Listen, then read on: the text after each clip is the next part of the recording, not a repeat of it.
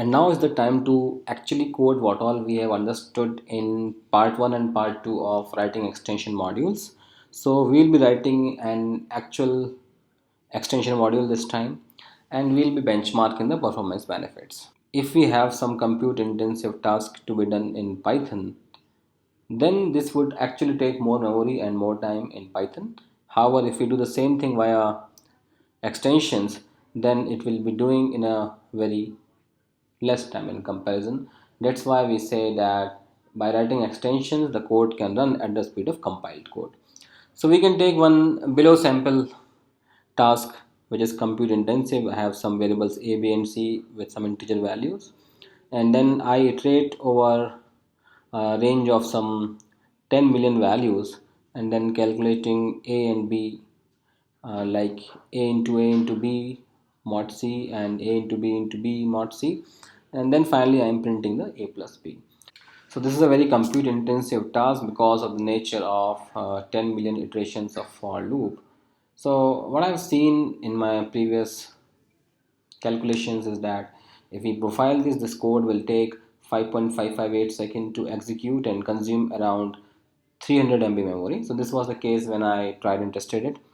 And however, the same thing when I tried with C extension modules, it was just taking 0.092 second and only 10 MB memory.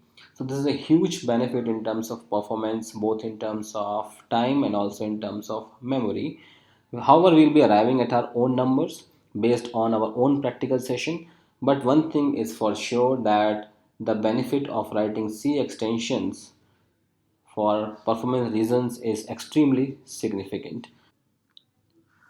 So now we'll write the benchmark.c file as discussed. So at first we'll include the basic header file which is required for the functionality, and that is python.h. Also let's include one more generic header file, stdio.h. Now let us say that we are going to write a C function foo underscore bar. So we'll declare it static py object. Foo underscore bar is the C function name. Self is the first argument and args is second argument in this. So py object star self comma py object. So this is going to be my function declaration. Definition we will do below. And before that, what we can write is the py method def structures, which will specify that how many functionalities I am going to expose out of this module. So py method def, and I'll call my method table as foo methods. This is an array. Let's define the first value. As we have already discussed now, the first argument is specifies the name as called from Python. Second specifies the function name in the C file. Third normally is method underscore where args, and fourth is for docstring, which we do not need for now. And let's say we are just trying to expose one function calc, which is referred to foo underscore bar, then we can just end with a sentinel to specify that this table has ended. Now we'll write the first function which gets called when we write import benchmark in Python. So init name, and name here is benchmark, so I'll call init benchmark is the function name. From here I should be calling py underscore init module with first argument as the module name and second argument is specifying that this module contains which table method, and table for the method is foo methods. So we can simply write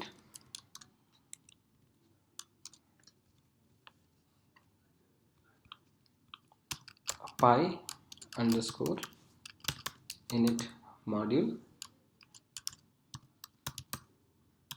Benchmark is the module name, and this foo methods is the table name, which specifies what all methods are associated with this module.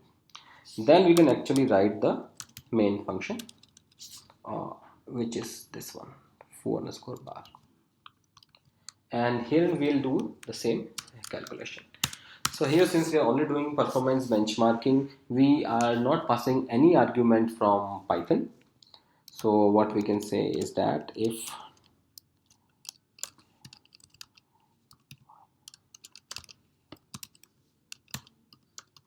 py underscore parse tuple args is the first argument, then the format string specifies nothing and have nothing to be captured in any C variable also. So if this has some issues, I can simply return null. Else we'll move forward, which is just a compute intensive task. So long a is equal to, let's say I write the random value 100 234 234, then long b is equal to 223 423 anything like that, and long c is equal to 341 342. This is exactly from the slide. Now I'll iterate it over 10 million times, so I can say int I is equal to 1, I less than equal to 1, and 7 zeros for 10 million, I plus plus,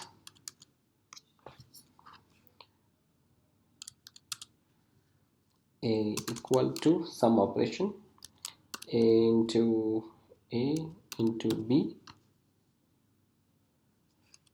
modulus with c, and then b is equal to a into b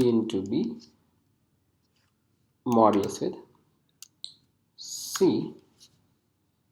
After we are done with this whole, we'll return py underscore build value. This is what's used to return the value, and since this is a long one, so I'll write L, and we are returning the sum of this a and b.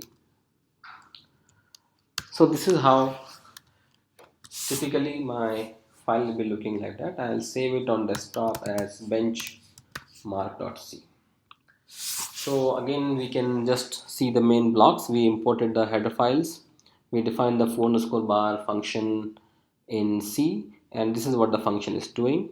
We have no args passed, so this is the format string is specifying nothing.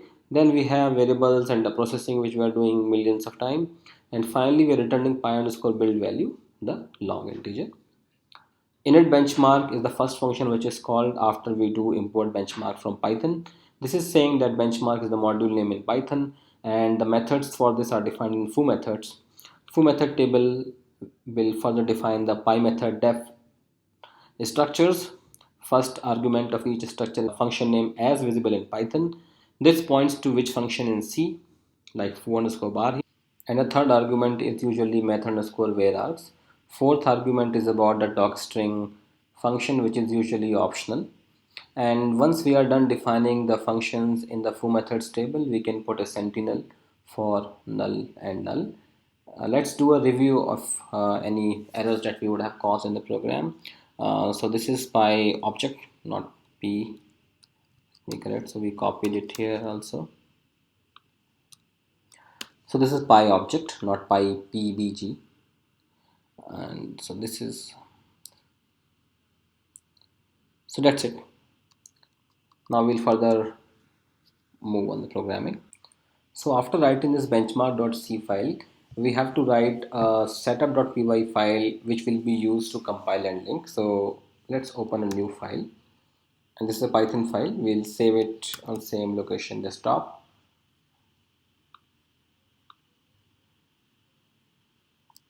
Setup.py in small. So what it does is we'll do some import from distutils from distutils.code, let's import setup and extension for the extension modules. Now I'll call my module name.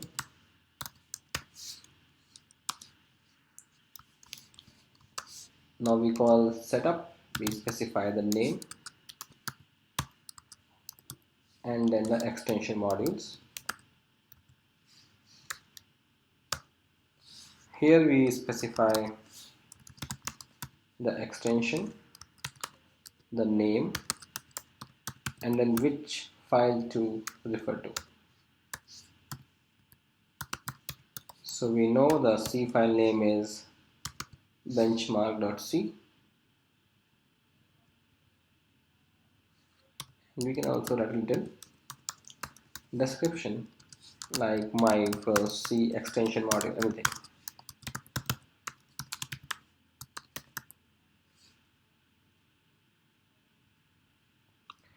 So that's it. With these 3 lines, we should be able to do the building and linkage. So I again repeat, what we did was we just took a mod as the name of the module and we imported setup and extension. Then we are using setup with the given name and extension modules. Let's correct this extension. We are using extension with mod name and a source as benchmark.c file. We can put a little description too. So now on desktop we have 2 files, one is benchmark.c, another is setup.py. So we'll use this setup.py to build the extension. Let's see what happens, and Python setup.py build. So it's building the extension, and as clear what it has done is it has built benchmark.so, and that's what we discussed on the Unix platforms. Extensions will generate benchmark.so or .so files, and on Windows platforms this would have generated .dll file. So it also creates a directory called build. Let's try to reach this. So in build we have the complete path to benchmark.so. So it's showing in the build lib.macosx, this folder. Let's reach there. So this is the final file at which I was looking for. So we need to put this benchmark.so on our Python path where Python can easily import from, and then we'll do the benchmarking. Now that we have generated benchmark.so file, but that itself is not sufficient to import it, as it can be proved from here. So now if I try to import benchmark in my Python, it gives an error because that file benchmark.so is not available on my Python path. So Python does not know that such a file exists or not.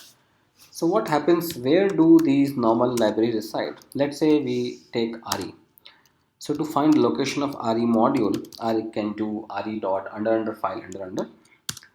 So this gives a location where usually these PYC files or other files can reside, and Python knows this path.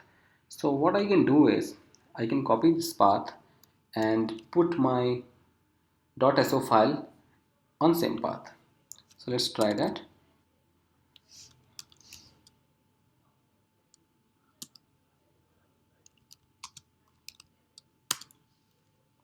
So we are in this Python 2.7. Let's try to copy the file benchmark.so here. So now this file has been copied to the required location. Let's see what it does for us.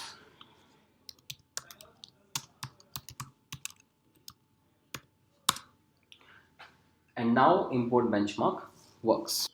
Now we can correlate what we wrote. In setup.py we are saying that the benchmark is the module name. It points to benchmark.c. We go to benchmark.c and here we say that benchmark is the module and the methods are defined here. The first method is calc, which does all this functionality. That means now this function should be visible. So once I do benchmark dot, it shows to me that a calc function is available. So we can call this benchmark.calc function and it gives us the required output. Now in a short while we'll be starting with the benchmarking process. So now we'll start the benchmarking. As we have seen earlier, to make benchmark module available to Python interpreter, we kept it in the Python path. So now we'll be writing the benchmark file on desktop. So we'll try to copy the benchmark.so on desktop so that it's easy to find the relative path. So let's go to IDLE and we'll see where benchmark file actually is.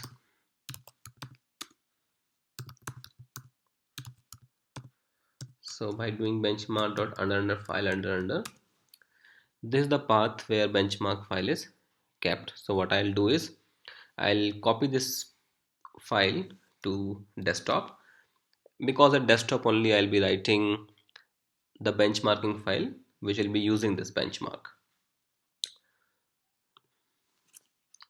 So let's reach to desktop. We'll copy this to this. So now the benchmark.so file has been copied to the desktop path, and any file I write on desktop will directly be able to import the benchmark module.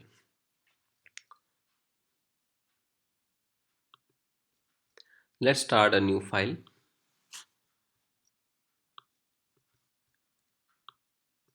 and we'll save it on desktop.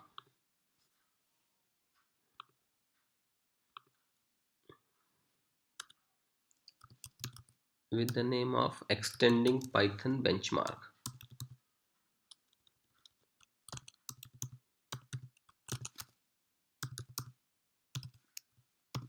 So this is the extending Python benchmark.py file. So in this we have to benchmark basically two ways of doing the things. Number one is that we can do import benchmark, and the compute intensive task which was being done by benchmark.calc I'll call in this function. So I'll call this as extending Python, and here then we can call val is equal to benchmark.calc. We can print the value also, or just we can print done. Now second thing is, whatever this extension module is doing, the compute intensive task, same we have to do native in Python and compare the time differences. So we'll write a function called native.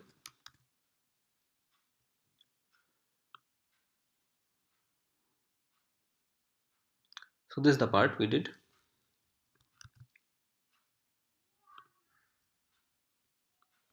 I'll copy for time being.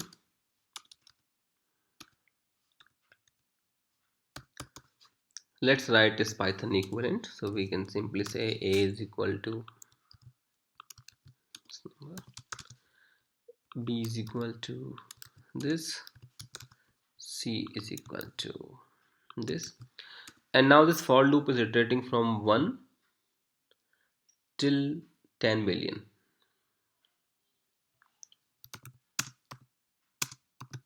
So here we should write for I in range 1 till, we know in range function if I write from 1 to 5 it goes till 4, so it's apt to write it 1 here for I in this range. Rest all is simple. A is same, then this is my B, and one for loop is finished, we can actually return A plus B, or simply done we'll print for now.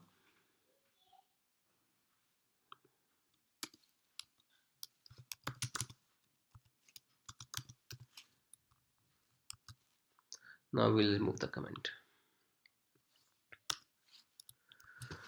So very clearly, one thing is that in native we are doing the same calculation in native Python, and in extending Python we have done the same calculation in the C module. Let's try to call native first. So now doing the benchmark is a simple process. Time Python and this file name, when I call it, will be benchmarking native first. So time Python extending Python benchmark.py.